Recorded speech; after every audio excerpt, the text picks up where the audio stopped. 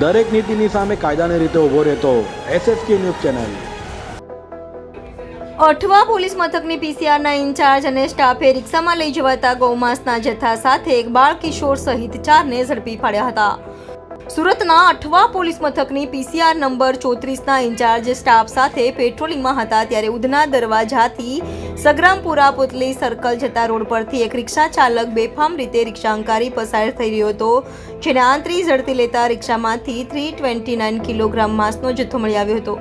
જે અંગે રિક્ષામાં સવાર માન દરવાજા ખાતે રહેતા ઇરફાન અઝીઝ શેખ, નાઝીમ મુખ્તાર શેખ અને શોએબ સરતાર કુરેશીને ઝડપી પાડ્યા હતા અને માંસનું FSLમાં રિપોર્ટ કઢાવતા ગૌમાંસ હોવાનું બહાર આવ્યું હતું, જેથી અઠવા પોલીસે ત્રણેય સહિત એક બાળ કિશોરની ધરપકડ કરી ચારેય વિરુદ્ધ કાયદેસરની કાર્યવાહી હાથ ધરી હતી।